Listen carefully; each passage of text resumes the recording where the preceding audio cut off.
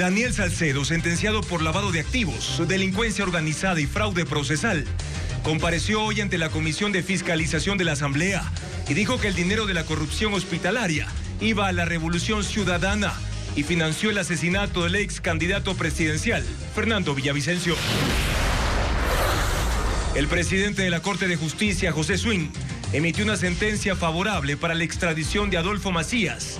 El caso pasará a conocimiento del presidente Noboa.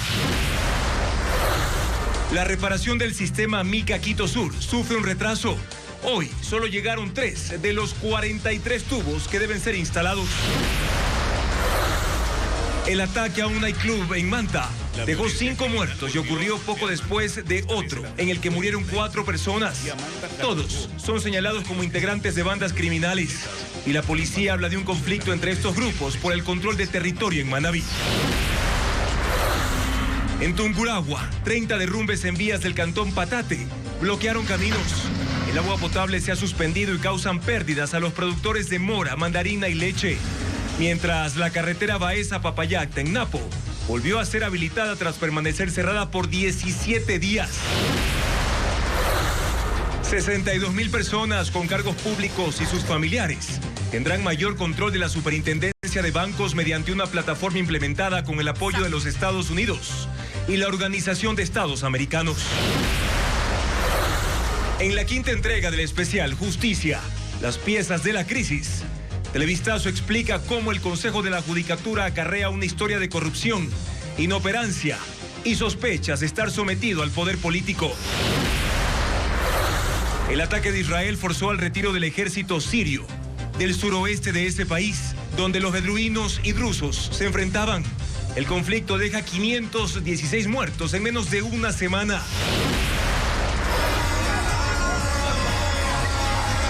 Moisés Caicedo recibe homenaje en Santo Domingo de los Áchilas por los títulos conseguidos con el Chelsea en esta temporada. Amigos, muy buenas noches, bienvenidos a Televistazo Estelar. Comenzamos ya con lo más destacado de esta jornada. Policías y militares se tomaron la Asamblea Nacional en Quito para dar seguridad durante la comparecencia de Daniel Salcedo.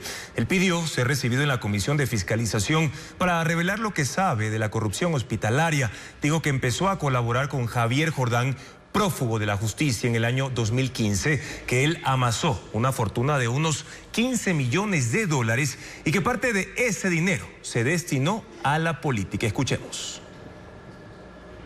Éramos un solo equipo, Naín Mazú, éramos un solo equipo, Javier Jordán, éramos un solo equipo, Ronnie Aliaga, éramos un solo equipo, Pablo Mendoza, éramos un solo equipo, Leonardo Cortázar, pero en el momento de que yo empecé a ver ya ciertas cosas que no me parecían, en el tema de la contratación pública decidí abrirme. Yo entregaba el dinero a Javier Jordán. Yo entregaba el dinero y sabía, y no tengo cómo comprobarlo lamentablemente, pero por boca de él, que eso era para financiar campañas políticas de ciertos partidos. Partido de Revolución Ciudadana, donde él me mencionaba que efectivamente iba a dar carros, iba a hacer esto, iba a hacer lo otro. Y porque éramos amigos, lo conversábamos.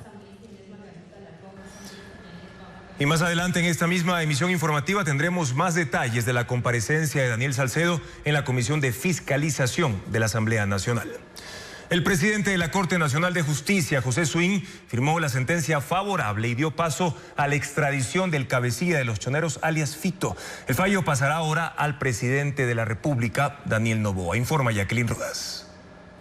El presidente de la Corte Nacional de Justicia, José Swing, dio paso a la extradición de José Adolfo Macías Villamar, alias Fito. Extraoficialmente se conoce que firmó la sentencia favorable y cuando el fallo quede en firme, se enviará al presidente de la República, Daniel Noboa. Según el manual de extradición, la decisión afirmativa del titular de la Corte no es vinculante para el primer mandatario. Él tiene la potestad de entregar a Fito o no. Si accede a enviarlo, como está previsto, es el ministro de Gobierno quien comunica la decisión a la canciller. Ella, a su vez, notifica a la representación diplomática de Estados Unidos que inicialmente formuló la demanda de extradición. Ese momento también se notifica a los abogados de alias Fito. El traslado se coordinará entre las autoridades diplomáticas de ambos países, que definirán el lugar y la fecha. La policía ecuatoriana se encargará de la entrega. A su llegada a Estados Unidos, el cabecilla de los choneros será puesto a órdenes de la Corte del Distrito Este de Nueva York en Brooklyn. Ahí será juzgado por 7 cargos, entre ellos conspiración para la distribución internacional de cocaína, uso de armas de fuego para promover el narcotráfico, contrabando de armas de fuego desde Estados Unidos y conspiración para la compra de armas a través de testaferros. La Fiscalía investiga a un juez de la Corte Nacional por presunto acoso sexual a su asistente. Ella renunció contando el hecho, pero no presentó denuncia. El presidente de la Corte emitió un comunicado sobre este tema. Veamos. La Fiscalía abrió una investigación previa al juez de la Corte Nacional, David Hacho, por presunto acoso sexual, aunque nadie presentó una denuncia. El hecho se conoció en redes sociales. Una funcionaria del despacho del juez renunció el pasado 2 de julio y en su carta dijo que lo hace por el acoso de su jefe. En inicio, el presidente de la Corte, José Swing, dijo que fue un malentendido. Luego circularon 2 oficios más, otra renuncia de la misma funcionaria y la entrega de su oficina de fechas 3 y 4 de julio, en los que no menciona el acoso sexual. Este jueves el presidente Swing volvió a referirse al tema. En un comunicado asegura que no tolerarán ninguna conducta contra la integridad del personal de la institución y que las autoridades competentes decidirán sobre la situación del juez señalado. Ecuavisa contactó a la ex asistente de David Hacho. Ella nos remitió a su abogado. Él confirmó que su defendida no puso una denuncia, pero que ya compareció ante la Fiscalía en calidad de víctima. Televistazo también contactó al juez. Él indicó que respeta la reserva de la investigación y que está atendiendo los requerimientos de la Fiscalía conforme a derecho.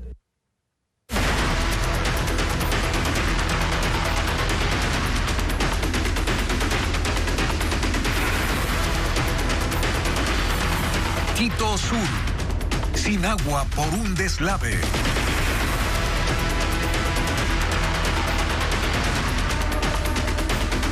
Este jueves llegaron los primeros tubos hasta el sitio del deslizamiento en el sector La Mica para restaurar el sistema de agua potable. Las autoridades esperan reactivar el suministro este fin de semana, aunque persiste la incertidumbre. Paul Romero nos muestra el panorama.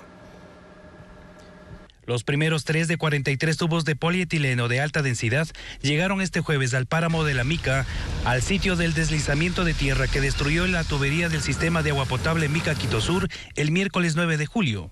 Los tubos de 12 metros de largo y 10 centímetros de espesor fueron transportados con dificultad en un vehículo pesado por una vía fangosa del páramo. Las malas condiciones climáticas y el retraso de 8 horas en el transporte de los primeros tubos afectaron el cronograma de la instalación. En 7 días de trabajo continuo aquí en el páramo de la Antisana, en condiciones climáticas adversas, se ha logrado destapar la tubería de acero para empatar con la nueva tubería de polietileno de alta densidad. Son 350 metros para recuperar el sistema de agua potable Mica Quito Sur. La nueva tubería será unida mediante termofusión para garantizar una conexión hermética de alta resistencia entre el acero y el polietileno. Como ven acá ustedes las máquinas y los anillos donde calientan al tubo en sus extremos y luego con unos extensores simplemente le fusionamos al tubo. Es una tecnología que se está implementando especialmente en Europa. 70 personas trabajan en el sitio del deslizamiento para acelerar la instalación de 350 metros de nueva tubería. Los otros 40 tubos llegarán en las próximas horas desde Cuenca para la instalación, reconexión y pruebas de funcionamiento del sistema de agua potable que abastece a los habitantes de 6 parroquias del sur de Quito. Las autoridades anunciaron el restablecimiento del servicio para este fin de semana, pero no hay certeza que el trabajo concluya en 3 días. El agua no se había dicho que iba a llegar para sábado-domingo. Sábado-domingo se prevé terminar todas las obras que tienen que ver con la parte de el adecuamiento de la zona cero, pero fundamentalmente ya el empalme de toda la tubería. Hasta el momento se han retirado más de 155,000 metros cúbicos de tierra, cerca del 90% del material, con 9 excavadoras, 4 tractores de oruga, 8 volquetas que trabajan las 24 horas. Y este problema de escasez de agua en el sur de Quito cumple hoy 8 días y ha alterado la rutina de miles de personas. En espacios públicos el racionamiento obliga a cerrar baños, suspender ventas y buscar alternativas para poder enfrentar esta crisis. A continuación, los detalles de la situación en la terminal terrestre y también en los mercados.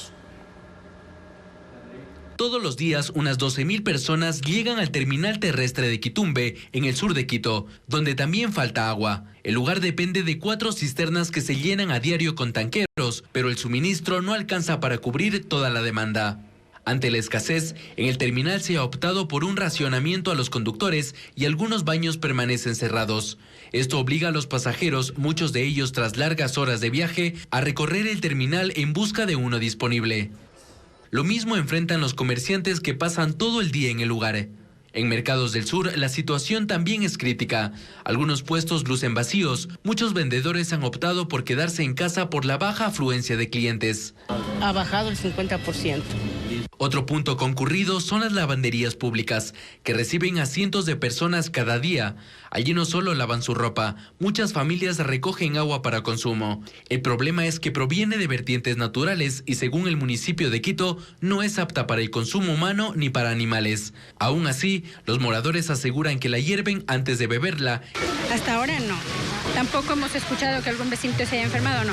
Según el alcalde de Quito, el abastecimiento de agua potable se reanudará una vez que se instale la tubería de repuesto en el páramo de Antisana. El servicio volverá primero en los barrios bajos y luego llegará a las zonas más altas, en un proceso que podría tardar hasta 48 horas.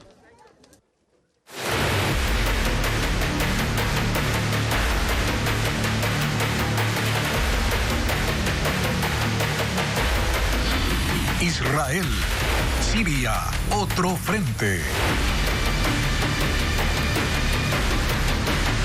La crisis por la violencia en el suroeste de Siria deja más de 500 muertos en menos de una semana. Los enfrentamientos entre milicias de 2 grupos étnicos, los beduinos y los drusos, se agravaron con la intervención del ejército sirio, que tras el bombardeo de Israel al cuartel general de Fuerzas Armadas, se ha retirado de la región para evitar una guerra abierta, dejándola nuevamente bajo control de la minoría drusa, como lo reporta Pedro Jiménez.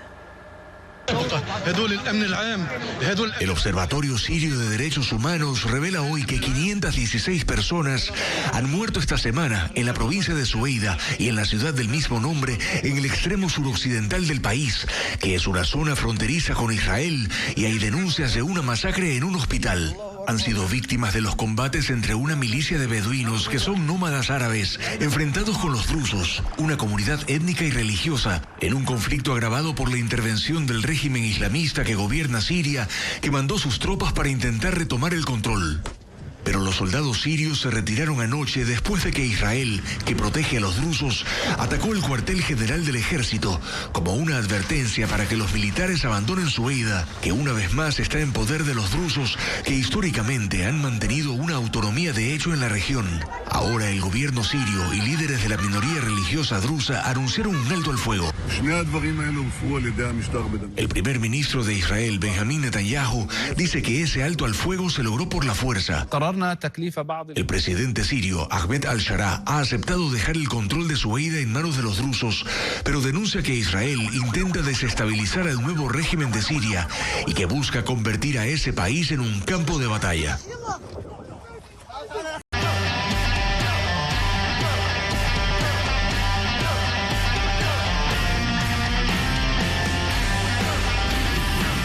Niño Moy, campeón mundial.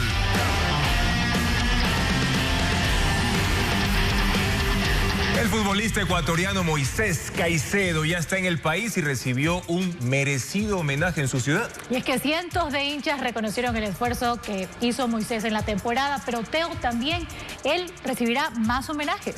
Sí, Andrea y Juan Carlos, será condecorado en los próximos días en la Asamblea Nacional. Moisés ganó varios títulos de este año y fue elegido además como el mejor jugador del Chelsea.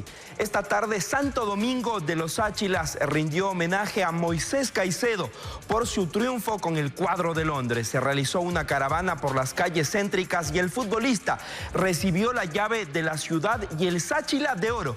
Adriana Bermeo cubrió el evento y presenta los detalles. Moisés Caicedo detuvo las actividades con su familia para llegar al homenaje que le preparó la ciudad en la que nació hace 23 años. Un agradecimiento por el triunfo del Chelsea en el Mundial de Clubes. Llegó minutos antes de las 2 de la tarde al Parque de la Juventud, acompañado de su esposa y su hermano. Con dificultad, por la cantidad de gente que lo esperaba, se subió a un camión de bomberos adornado con los característicos colores de Santo Domingo y arrancó la caravana.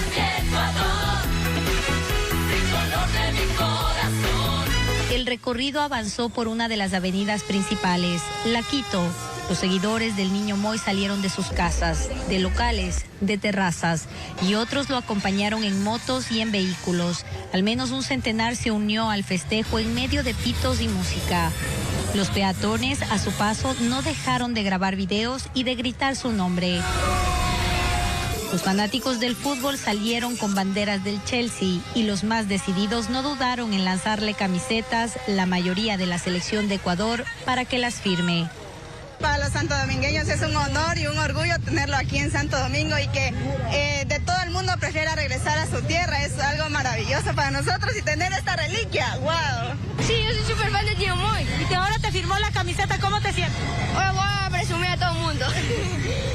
La caravana, escoltada por policías y agentes de tránsito, avanzó unas 30 cuadras. Hasta tomar la calle 24 de Mayo, el último tramo del trayecto que duró 1 hora, para llegar al Parque Gelentenca, donde las autoridades de la ciudad y la provincia esperaban a Moisés. El evento de homenaje duró apenas 10 minutos. El alcalde de Santo Domingo de los Áchilas le entregó la llave de la ciudad y el Sáchila de Oro, símbolos que lo distinguen como ciudadano ilustre. Cada día me siento muy contento, gracias a ustedes por el apoyo, porque sin su apoyo esto es imposible. Sus palabras emocionaron a su familia y a quienes han seguido de cerca su carrera. Ya hemos de ir con él a acompañarlo y darle fuerza a él. Después de Dios, con la fuerza que Dios nos da, nosotros también le damos fuerza a él. Es un hecho anecdótico, él nunca fue titular en la sub-12 de Santo Domingo, en la sub-14 no fue titular. Siempre fue alguien que entraba al cambio, siempre fue alguien que entendió que... Desde ahí entendió que hay que trabajar en equipo. Tras el homenaje, Moisés Caicedo se retiró por la parte posterior de la tarima, protegido por un fuerte contingente policial. Estos días compartirá con su familia y su agenda es reservada. Para este fin de semana, el INAMI informó de un incremento de lluvias en 3 localidades de la Amazonía. Además, las precipitaciones siguen causando estragos en las vías del país. Hay cierres en la región interandina. Estefanía Arias con el reporte de la situación. Hasta el domingo 20 de julio, según el INAMI, se espera un incremento de lluvias, tormentas y vientos en la Amazonía, siendo de intensidad alta en Sucumbíos, Napo y Morona, Santiago. Mientras lloverá con una intensidad media en la costa, en la provincia de Esmeraldas, y en la sierra, en Carchi, Imbabura y Pichincha. Este fin de semana el mar estará moderado. Según informó el Instituto Oceanográfico y Antártico de la Armada, INOCAR, no habrá aguaje.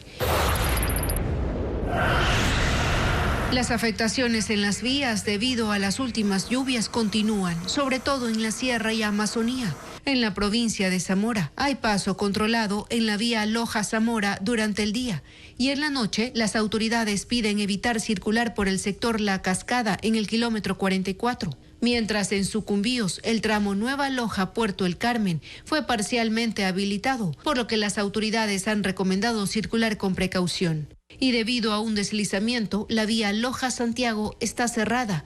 Como vías alternas, solo para vehículos livianos, está Urdaneta, Yacuambi, La Saquea, Zamora. Lo mismo sucede en Loja-Malacatos. Los vehículos deben desviarse por la Argelia-Capulí. Las microempresas juegan un rol importante en el crecimiento de la economía que se registró en el primer trimestre de este año. Además de alcanzar ventas extraordinarias, su participación expande la dinamización de una economía que tuvo decrecimiento durante el año pasado. El Banco Central, en su informe sobre el estado de las cuentas nacionales en el primer trimestre del 2025, da cuenta de resultados extraordinarios de las microempresas en 3 sectores: comercio, transporte, pesca y acuacultura. Las microempresas son aquellas que facturan hasta $100,000 al año. Según el Instituto Nacional de Estadísticas y Censos, son la mayoría. De 1,2 millones de empresas que tiene el país, 1,1 millón son micro. Más del 50% son informales y tienen menos de 10 empleados. Las cifras del Central dicen que en el sector comercial las microempresas registran un incremento de ventas del 87,4% en el primer trimestre de este año. La Cámara Nacional de Microempresas se muestra sorprendida por estas cifras. Dicen que es cierto que el 2025 se manifiesta como un año de recuperación, pero tampoco así. Ninguna economía duplica en 3 meses las ventas. Por lo tanto, nosotros cuando preguntamos a los compañeros de las cámaras de microempresas en todo el territorio nacional el día de ayer si validaríamos este informe, me indican que no más de un 20% se hayan mejorado las ventas en ese periodo de tiempo. Señalan que la inseguridad y el acceso al crédito restringido por tasas de intereses que llegan hasta el 36% son un obstáculo para hacer del crecimiento un ejercicio sostenible. Las cifras oficiales también señalan que en la industria del transporte y almacenamiento, las microempresas registran un crecimiento del 51,5%. El gremio que las representa sostiene que efectivamente hay un mejor desempeño y eso responde a que hay mayor producción de bienes primarios de exportación y una recuperación de las importaciones. Comentan que el crecimiento de los volúmenes de carga no implicó un aumento de tarifas y es que en este negocio cada vez hay más actores ofertando sus servicios para mover 2 millones de contenedores que al año entran y salen del país. En conclusión, la microempresa se beneficia del efecto rebote de una economía que decreció durante todo el 2024 y sus dirigentes gremiales están a la espera de políticas de fomento que permitan darle sostenibilidad a la recuperación que se registra.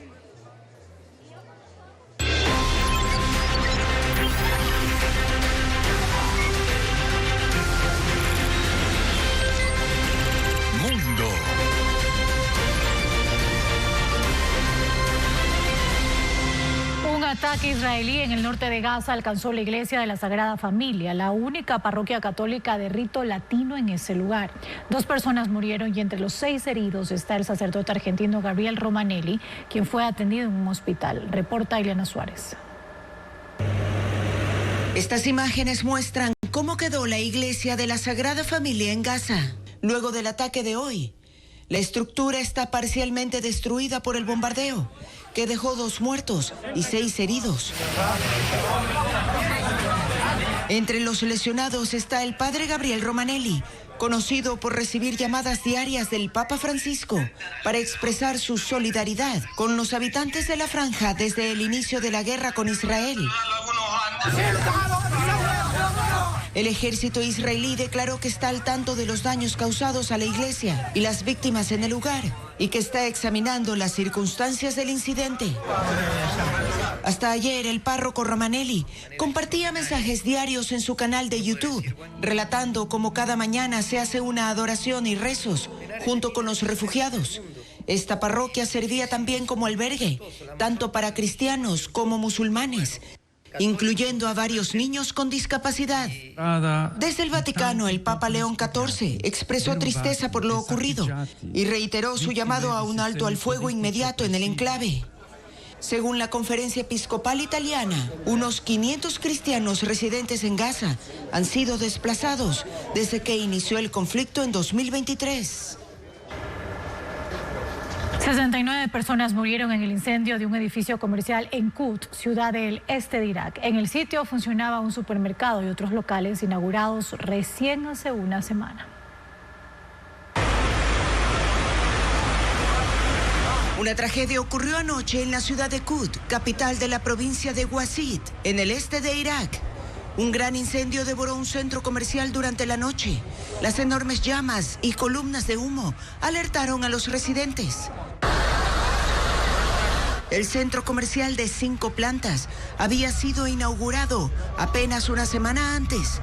El lugar albergaba tiendas, restaurantes y un supermercado. Bomberos y equipos de rescate se apresuraron a atender la emergencia. Aunque la causa del incendio no ha sido determinada aún, testigos afirman que el fuego comenzó tras la explosión de un aire acondicionado que abastecía tanto al supermercado como a un restaurante, cuando muchas familias se encontraban cenando y comprando. Miembros de la Defensa Civil lograron rescatar a 45 personas del interior del edificio, incluidas varias que estaban atrapadas en la parte superior. Una vez controlada la situación, los bomberos confirmaron la muerte de 61 personas, varios de ellos por asfixia, pero también hallaron 14 cuerpos carbonizados, por lo que será difícil identificarlos. El ministro del Interior se trasladó al lugar del siniestro para supervisar personalmente la investigación. El gobernador de la provincia de Wasit declaró 3 días de luto. Anunció que han iniciado una investigación y desde ya hay demandas contra el centro comercial y el propietario del edificio.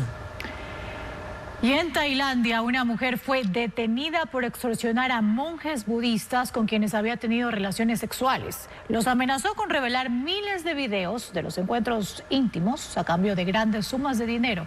La policía asegura que recibió casi $12 millones en los últimos 3 años. La policía tailandesa capturó hoy a una mujer de 35 años acusada de chantajear a más de 20 monjes budistas. Según las investigaciones, tuvo relaciones sexuales con 9 miembros de alto rango, grabó los encuentros íntimos y luego los amenazó con difundir las imágenes a menos que le pagaran grandes sumas de dinero. Entre sus víctimas también hay jóvenes a los que extorsionó diciéndoles que serían expulsados de los templos por tener contacto con ella. La policía reveló que tenía más de 80.000 fotos y videos de los encuentros y que había recibido cerca de $12 millones en los últimos 3 años. Ahora enfrenta cargos por extorsión, lavado de dinero y receptación de bienes robados. El Consejo Supremo de la Sangha, el órgano rector del budismo tailandés, también anunció sanciones severas para los involucrados, que van desde el pago de multas y expulsión hasta penas privativas de libertad por violar sus leyes, incluyendo el estricto voto de celibato. Además, la policía investiga el origen del dinero que utilizaron, pues contrasta con la vida de pobreza que se supone deberían tener. El rey de Tailandia también condenó lo ocurrido y responsabiliza a los involucrados de un gran daño moral al budismo, religión que practica el 90% de la población de su país, donde los monjes son venerados. Disneyland, el lugar más feliz del mundo, cumple 70 años. El parque temático, concebido para convertir los dibujos animados en experiencias, transformó el entretenimiento familiar en el siglo XX y 7 décadas después sigue siendo un espacio para la imaginación y la diversión de niños y adultos. La idea de construir un parque temático llegó a la mente de Walt Disney en 1953, mientras veía a su hija subirse a una atracción. 2 años después, el 17 de julio de 1955, abrió las puertas de Disneyland, revolucionando la industria del entretenimiento. Más de 70 millones de personas vieron la inauguración en vivo del parque ubicado en Anaheim, California. Aunque en los primeros días tuvo tropiezos como fallas en los juegos, aglomeraciones y boletos falsos, la iniciativa fue un éxito y en solo un mes ya lo habían visitado 1 millón de personas. Concebido como un espacio para dejar volar la imaginación y divertirse como un niño sin importar la edad, Disneyland llevó los dibujos animados a experiencias reales. Hoy, 70 años después, es un referente cultural. Su fundador decía que nunca estaría terminado y que siempre evolucionaría, y así ha sido. Disney ya tiene 14 parques en centros turísticos de California, Florida, París, Tokio, Hong Kong, Shanghai y próximamente en Abu Dhabi. Para conmemorar 7 décadas dando experiencias inolvidables, el lugar más feliz del mundo reveló un robot hiperrealista de Walt Disney, que reproduce con gran precisión sus gestos, movimientos y voz. Do you draw Mickey Mouse? Las celebraciones por el aniversario de Disneyland se extenderán durante un año, resaltando el legado de su fundador, la permanente reinvención, la fusión del arte y la ciencia y la convicción de que la fantasía y la creatividad pueden transformar realidades.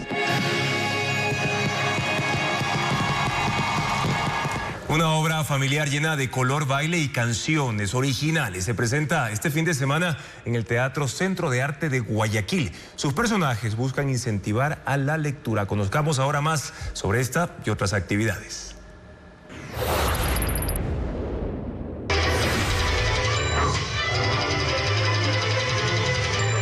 El actor Santiago Carcelén interpreta a múltiples personajes en la obra cómic de la compañía Imagino Teatro, grupo que celebra sus 10 años sobre el escenario. La única función de esta pieza cómica que rinde homenaje a las historietas desde el lenguaje corporal del clown y del mimo será el sábado 19 de julio a las 6:30 de la tarde. La presentación será en la sala de Metro Aguilera Malta de la Casa de la Cultura Ecuatoriana en Quito. Que todo el mundo te cante, que todo el mundo te mime. El espectáculo musical Frenesí se presentará este sábado 19 de julio en la Casa de la Música de Quito. Con 16 músicos, 4 cantantes y más de 60 bailarines sobre el escenario, el show incluye ritmos tradicionales ecuatorianos y tropicales contemporáneos. Además, la escenografía y luces contribuyen a la experiencia. Bajo la dirección artística de Javier Bernal, la presentación comenzará a las 8 de la noche. Vi una vez en un bosque muy lejano donde vivían 3 cerditos.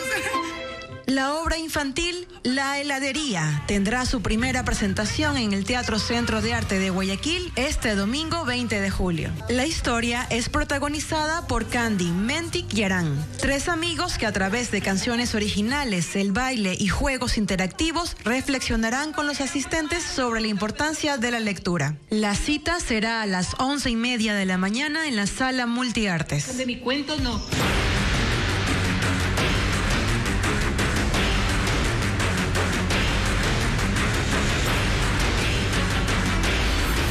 Manabí, aumenta la violencia.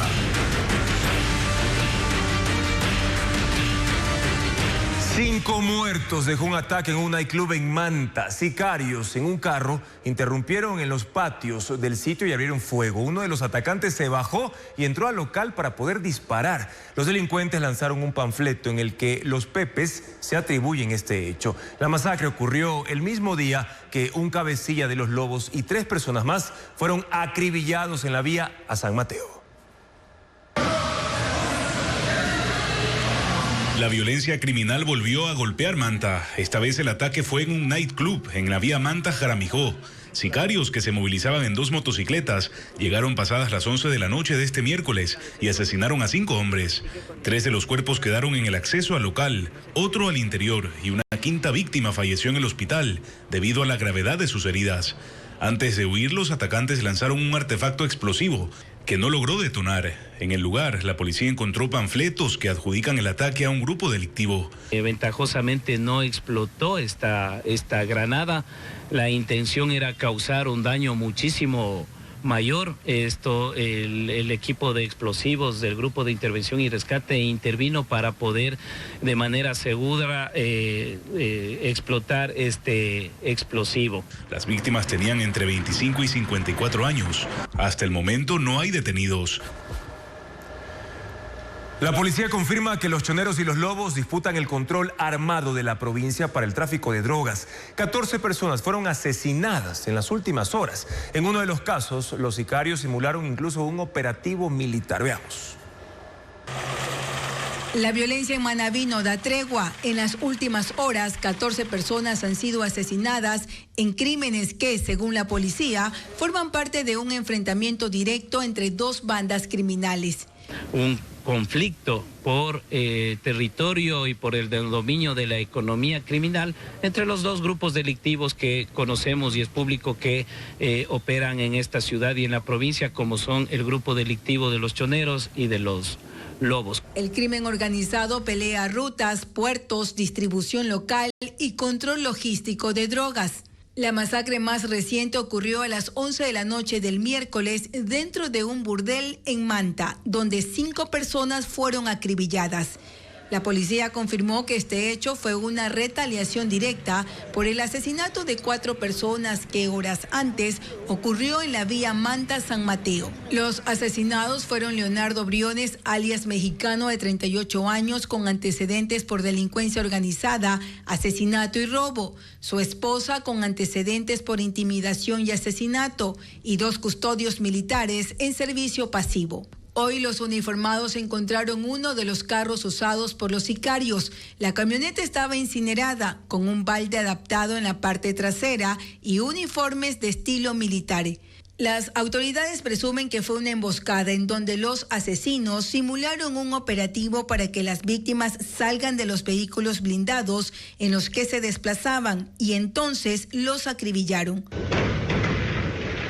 Tras la muerte de alias Mexicano, en Manta se encendieron juegos pirotécnicos, como quedó registrado en varios videos subidos a redes sociales. Para los agentes, se trata de un festejo de los criminales. En un operativo posterior, la policía allanó 3 viviendas y 2 departamentos. En uno de los inmuebles se halló un búnker vacío. Aunque no se encontraron evidencias directas de delitos, las casas contenían objetos de valor que aún no han sido cuantificados. La policía aún no confirma si el asesinato de 5 hombres en Puerto López está vinculado a este enfrentamiento. Un policía vestido de civil detuvo a un delincuente luego de una persecución en el norte de Guayaquil. Además, allanamientos en Azuay y El Oro dejaron 26 detenidos, integrantes de una banda criminal, según información de los agentes. Estefanía Arias con el resumen de estos hechos. 3 personas fueron detenidas en un operativo de la UNACE en Portoviejo, Manabí. Según la policía, los hombres extorsionaban a empresarios pidiéndoles altas sumas de dinero a cambio de protección. Durante la operación, decomisaron armas de fuego, municiones, celulares y 2 vehículos reportados como robados.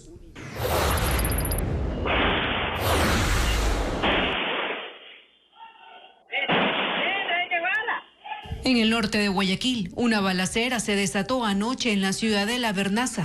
El hecho provocó confusión en redes sociales. En el primer video, que se volvió viral, se observa a un hombre armado apuntando y arrastrando a una persona en el piso. Pero este jueves, la policía aclaró que se trató de un policía vestido de civil que había atrapado a uno de los 3 delincuentes luego de una persecución y que minutos antes habían amedrentado a un funcionario judicial. Las autoridades investigan si los criminales intentaron secuestrar o asaltar al servidor público. El detenido resultó herido y los agentes están tras la pista de los otros 2 asaltantes. 26 personas fueron aprehendidas durante allanamientos en 5 ciudades del país. 4 se dieron en El Oro, Machala, Santa Rosa, El Guabo, Zaruma y otro en Cuenca. Los sospechosos, según los uniformados, son integrantes del grupo armado Lobos Box. La operación Gran Fénix 32 la ejecutaron 240 policías y 25 fiscales, luego de un año de investigaciones.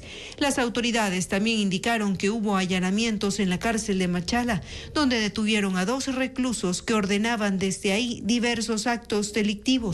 Entre los capturados hay 2 objetivos de alto valor.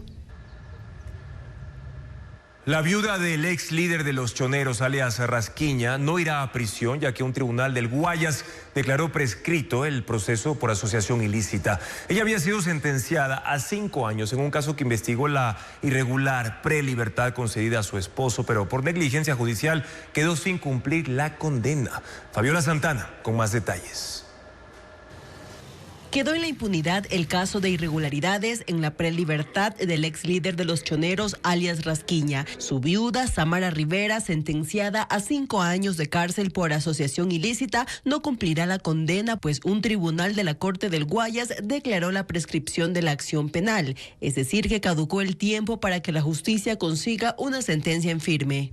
Eso sucedió porque el tiempo del trámite del proceso superó al de la condena, que en este caso era de 5 años. Pero la justicia llevaba 5 años, 2 meses y 12 días sin lograr ejecutoriar la sentencia. Según la resolución de prescripción, la esposa de Rasquiña fue procesada desde el 24 de abril de 2020 junto a abogados y funcionarios del SNAI, en inicio por delincuencia organizada, pero luego se reformuló a un delito de menor pena como es asociación ilícita. Las demoras se registraron entre la etapa de juicio y la aceptación de la apelación de la condena, que ocurrió entre noviembre de 2021 hasta diciembre de 2024, es decir, 3 años. Por eso el tribunal pidió a los jueces encargados del juicio, Carmen Vázquez, José Poveda y Henry Morán, que en 10 días justifiquen el trámite y los incidentes ocurridos, pues hay una presunción de negligencia manifiesta y serán investigados. Con esto, Samara Rivera queda libre de toda culpa, pues no tiene otros procesos. Ella estaba fuera del país por amenazas de muerte y asistió a su juicio por videoconferencia. Otros 2 procesados están en etapa de casación y uno más prófugo. En este caso también era procesado el abogado de Rasquiña, Harrison Salcedo,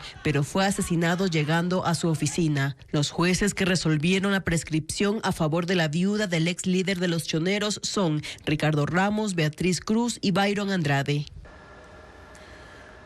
Al menos 35 niños resultaron afectados por una supuesta sustancia química lanzada a una escuela de Balsar este jueves.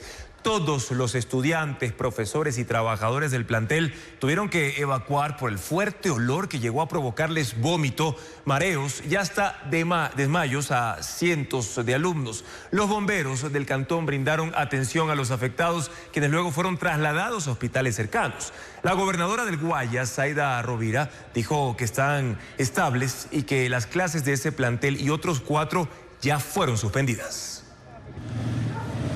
Daniel Salcedo compareció ante la Comisión de Fiscalización de la Asamblea Nacional este jueves. Durante su intervención reveló los nombres de quienes integraban su red de corrupción, identificó al partido político al que habría financiado y mencionó su versión sobre el asesinato del ex candidato presidencial Fernando Villavicencio. Francisco Garcés siguió de cerca su declaración. Veamos. Dispositivo de seguridad poco habitual en la Asamblea. El Salón Tránsito Amaguaña fue revisado en busca de explosivos. Policías y militares se tomaron la asamblea para dar seguridad durante la comparecencia de Daniel Salcedo. Él pidió ser recibido en la Comisión de Fiscalización para revelar lo que sabe de la corrupción hospitalaria. Dijo que los atentados contra su vida le obligan a confesar los delitos que cometió e incriminar a quienes fueron sus socios. Y en su memoria tiene una lista que detalló sin titubear ante los miembros de la comisión. Éramos un solo equipo, Naín Mazú, éramos un solo equipo, Javier Jordán, éramos un solo equipo, Ronnie Aliaga, éramos un solo equipo, Pablo Mendoza, éramos un solo equipo, Leonardo Cortázar, pero en el momento de que yo empecé a ver ya ciertas cosas que no me parecían en el tema de la contratación pública, decidí abrirme. Dijo que empezó a colaborar con Javier Jordán, prófugo de la justicia, en el 2015, que él amasó una fortuna de unos $15 millones y que parte de ese dinero se destinó a la política. Yo entregaba el dinero a Javier Jordán, yo entregaba el dinero y sabía, y no tengo cómo comprobarlo lamentablemente, pero por boca de él, que eso era para financiar campañas políticas de ciertos partidos. Partido de Revolución Ciudadana, donde él me mencionaba que efectivamente iba a dar carros, iba a hacer esto, iba a hacer lo otro. Y porque éramos amigos lo conversábamos y lo hablaba abiertamente.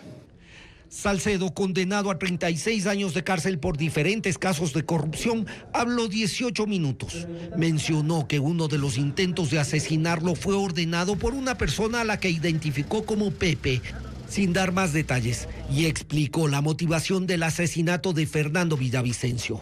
Como Fernando Villavicencio les estaba dando duro a ellos, les estaba tocando el bolsillo, lo mejor era silenciarlo. Y es lo mismo que está pasando conmigo. Porque Javier Jordán tenía dos operadores. El uno que se llamaba Juan Carlos Gómez, un colombiano, pero Juan Carlos Gómez está muerto. Y el otro que se llama Juan Pablo Jaramillo. Son los dos operadores de Javier Jordán. Y ahí es donde entra el tema del financiamiento para la muerte de Fernando Villavicencio. Mencionó también al alcalde de Guayaquil, Aquiles Álvarez.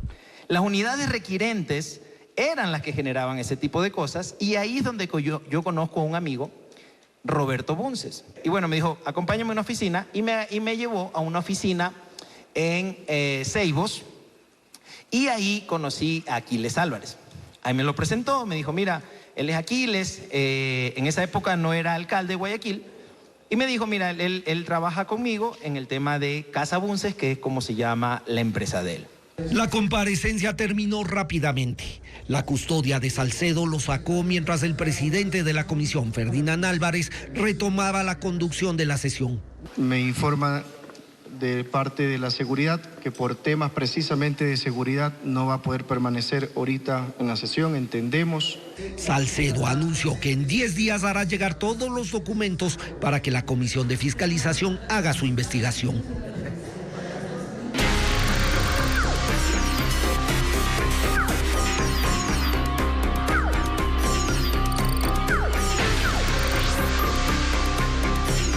Justicia, las piezas de la crisis.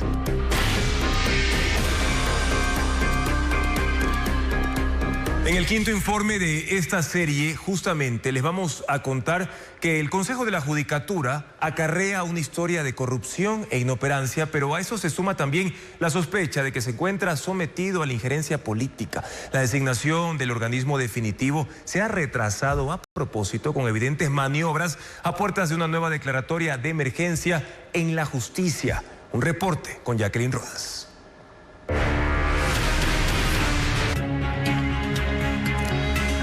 Mañana en la sexta entrega del especial Justicia, las piezas de la crisis, Televistazo explica el rol de otras instituciones públicas que, aunque son secundarias, ahondan la crisis en todo el sistema judicial. Cambiamos de tema ahora para informarles que en el cantón Patate, en la provincia de Tungurahua, los derrumbes no solo bloquean caminos, también complican la vida de cientos de familias que dependen de la producción de mora, mandarina y leche. Fabián Villa informa que las vías rurales siguen cerradas, el agua potable se interrumpe y el campo acumula pérdidas. Las lluvias en Tungurahua siguen provocando daños y complicando la vida en el campo. En el cantón Patate, 30 derrumbes han afectado cerca de 50 kilómetros de vías, principalmente en las zonas rurales. El acceso a comunidades como Morogacho, Cruz Loma, San Rafael y Montañita está bloqueado, afectando a unas 350 familias que dependen de la producción de mora y mandarina. Cada semana generan aproximadamente 666 kilos, pero ahora la cosecha permanece atrapada. Gloria Quispe, habitante de Morogacho, decidió procesar su mora en jugo y repartirlo entre los 40 trabajadores que con maquinaria pesada intentan abrir paso. Para poder movilizar nosotros también a la ciudad de Patate, Ambato, Pelileo y Baños. Ese es nuestro trabajo que hacemos para tener el pan del día para todos nosotros. El exceso de agua por las lluvias también ha dañado los pastizales, que terminaron pudriéndose. Los productores del sector pasaron de obtener de 1.000 litros diarios a apenas 500. Pero aunque produzcan, tampoco pueden sacarla, porque los caminos están bloqueados. Han botado, la mayoría han hecho quesos, van a vender, entonces eso ya quedan ya ahí mismo. Los deslizamientos también dañaron la tubería principal que abastece de agua potable en la parte alta de Patate. 7 trabajadores laboran en el lugar para sustituir el tramo afectado. Nosotros traíamos en los bidones, en ollas, para tener el agua para cocinar y hervir a sí mismo. Se prevé que para este fin de semana la vía quede completamente habilitada y el servicio de agua potable sea restituido para todas las familias. Mientras que la carretera Baeza-Papayacta en la provincia de Napo volvió a ser habilitada tras permanecer cerrada por 17 días. El paso será controlado en 2 horarios. Sin embargo, si se presentan nuevos deslizamientos en esa zona, habrá cambios en la circulación. El informe con Elizabeth Quesada. Este jueves, decenas de vehículos volvieron a circular por la vía E20 Baeza-Papayacta en la provincia de Napo. Tras 17 días de cierre total en esta ruta clave que une la Amazonía con la sierra, al mediodía se habilitó un paso controlado para carros de hasta 3 ejes. El regreso fue evidente. Desde las 10 de la mañana en el sector de Huacrayacu se formó una fila de camiones, camionetas, tanqueros y autos. Nadie quería quedar fuera del horario establecido, ya que el paso está permitido únicamente en 2 franjas diarias, de 12 horas a 14 horas y de 16 horas a 18 horas. Hay algunos puntos críticos donde tenemos colaboradores que van a dar el tránsito paulatino. La medida busca garantizar el abastecimiento de productos básicos y comestibles en Napo y Orellana. Sin embargo, si ocurren nuevos deslizamientos, los horarios serán modificados y aunque las lluvias han disminuido, el riesgo persiste en tramos con pérdida parcial de la calzada. 30 máquinas del Ministerio de Transporte, la Prefectura de Napo y Petroecuador trabajan durante 12 horas al día en puntos críticos como Molana, Maspa, Laurel y Alejandría. Son más de 60.000 metros cúbicos de piedras, palos y lodo que deben ser removidos. En Quebradas Negras se instala un puente Bailey de 15 metros que reemplazará la estructura de hormigón destruida por un aluvión ocurrido el pasado 3 de julio. Los transportistas que se dirigen hacia Orellana y Sucumbíos aún deben tomar la ruta alterna Baeza-Narupa-Loreto, ya que la vía El Chaco-Lago Agrio continúa cerrada. La eliminación de subsidios a las tarifas eléctricas, el plazo para que las empresas generen su propia energía y la producción de la contaminación ambiental están entre los factores que impulsan a las industrias a que instalen sus propias plantas de generación eléctrica, como lo hizo una fábrica de acero que fue inaugurada este jueves. Diego Cuenca describe en qué consiste. El parque fotovoltaico más grande del país fue instalado en los techos de una fábrica de acero en Guayaquil. Se trata de Novacero, que este jueves inauguró su propio sistema de energía solar para evitar que su producción se paralice en tiempos de apagones. Pues cuando hay déficit de electricidad, son los primeros a quienes SENACE desconecta, porque forma parte de las 171 industrias consumidoras de alto voltaje. Por eso invirtieron $2,5 millones para colocar 7.000 paneles solares encima de 4 galpones que juntos miden 34.000 metros cuadrados, equivalentes a 4 canchas de fútbol profesional. La capacidad que va a generar esta planta es de 4.26 megavatios pico. Es para convertirnos autosuficientes y generar entre el 92 al 95% de energía que necesitamos. Para mantener la calidad de este proyecto, usan un robot que limpia el polvo que se acumula en los paneles, que durante las horas de mayor radiación solar funcionan a toda capacidad. El excedente de esa planta, que puede ser de hasta 1,5 megavatios, aportará al Sistema Nacional Interconectado. Es equivalente a la energía requerida por 2.500 hogares. Y al implementar este proyecto, entonces podemos nosotros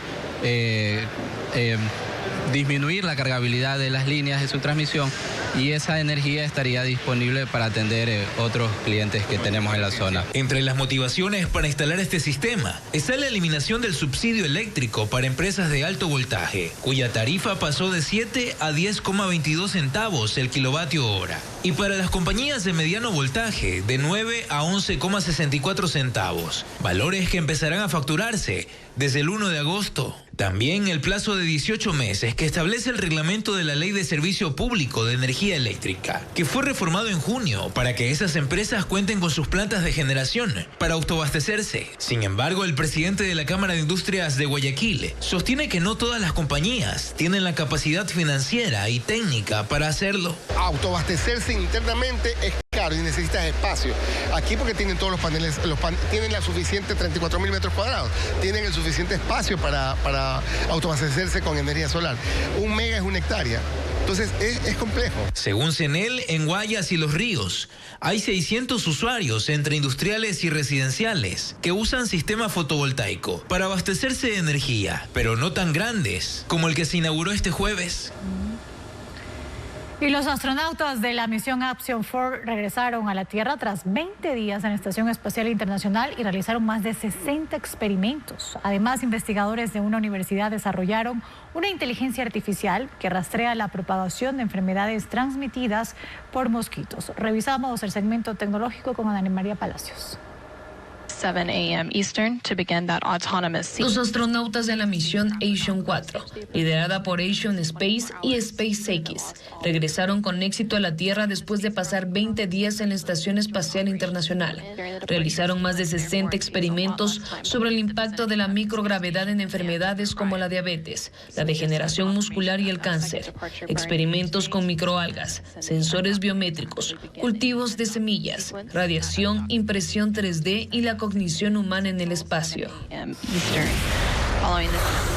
La compañía Connectome Health elaboró un casco para escanear el cerebro y capturar la actividad cerebral en tiempo real y proporcionar datos sobre indicadores cognitivos. Este dispositivo registra los cambios en el flujo sanguíneo en regiones del cerebro mientras se piensa, se habla o se responde a estímulos. La misión principal de esta innovación es ayudar a optimizar la concentración, la memoria, la resiliencia y la longevidad.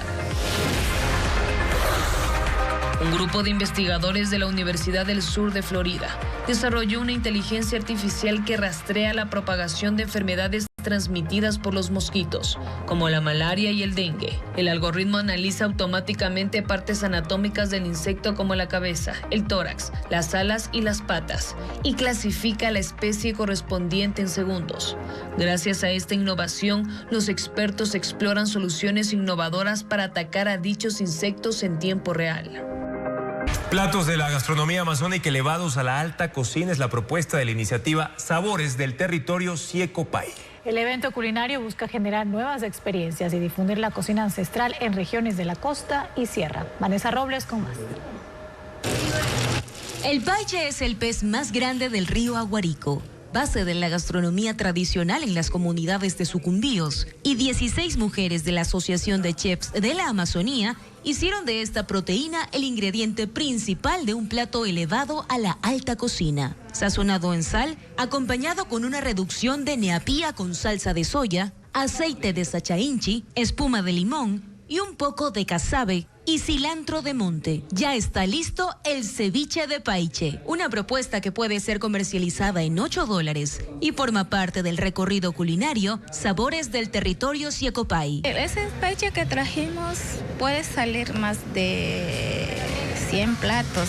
El ceviche, también el asado o también es chicharrones. Para que se conozca más y que nuestras culturas y seguimos más adelante y que conozcan nuestro plato también. Otra alternativa es la sopa de pescado neapiaraca, que se sirve con casabe, un disco a base de tortilla de yuca. Entre las propuestas gourmet, también hay opciones de repostería. La base principal de este brownie es el patasmullo, un tipo de cacao blanco de monte mezclado con sachainchi, semillas de maní. Se decora con espuma de camu camu, una fruta ácida y exótica de la selva propia del Yasuní. Cristian Silva, quien lidera la iniciativa, detalla que ya han tenido acercamientos para incluir sus menús en reconocidos restaurantes. Es ir promocionando, conjugando y de la misma manera incluyendo dentro de la propuesta guayaquileña productos de la selva ecuatoriana. Y tenemos restaurantes que ya han probado el producto, ya lo incluyen en su carta y ya lo posesionan directamente en sus propuestas. La degustación de la cocina ancestral se expondrá este viernes desde las 11 de la mañana hasta las 8 de la noche en un centro comercial de Guayaquil. Los sabores amazónicos también han recorrido Quito, Ambato y Cuenca. Y este jueves, en las novedades del entretenimiento, Alex Sintek y los argentinos Caligaris lanzaron la canción Hey Tú, una colaboración que fusiona pop, cumbia ligera y ritmos caribeños. Además, la banda ecuatoriana Swing Original Monks celebra 15 años de trayectoria con 2 conciertos en Quito, pero ¿cuándo serán? Ana María Palacios le informa a continuación. Alex Sintek y los argentinos Caligaris lanzaron la canción Hey Tú, Una colaboración que fusiona el pop, elementos de ska, cumbia ligera y ritmos caribeños, con un mensaje positivo y optimista. Invitan a reconectar, vivir el presente y dejar atrás las preocupaciones. El sencillo es parte de la celebración del 35 aniversario de trayectoria del mexicano. Se presentó el tráiler del documental de Billy Joel, que cuenta su vida, sus luchas personales, relaciones y la inspiración de sus canciones más representativas. Tendrá entrevistas exclusivas con Paul McCartney y Bruce Springsteen, ganador de 6 premios Grammy, y forma parte del Salón de la Fama del Rock and Roll. El filme se estrenará el 18 de julio. Jennifer Aniston tiene un nuevo novio, es Jim Curtis, un hipnoterapeuta y coach de bienestar. Comenzaron a salir hace meses después de haber sido presentados por un amigo en común. La pareja fue vista en Mallorca en un yate, disfrutando de unas vacaciones. La actriz prepara la 4ª temporada de la serie The Morning Show. Los ecuatorianos Swing Original Monks celebran 15 años de trayectoria con 2 conciertos en Quito, el viernes 18 y sábado 19 de julio en la estación. La banda regresó a Ecuador luego de una gira por Europa, donde cerraron la 8ª edición del Festival Río Babel en Madrid, uno de los eventos musicales más importantes del continente. Finalizamos esta emisión informativa y mañana en Contacto Directo estará Lourdes Tibán, ella es dirigente indígena, para realizar la elección del Consejo de Gobierno de la CONAIE, cuya convención arranca este viernes. Además, Ligia Moreira, capitana de la selección ecuatoriana de fútbol, para hablar sobre la tri en la Copa América Femenina, que ya se está jugando en Quito. Gracias, amigos, por su sintonía y confianza en cada emisión informativa. Buenas noches.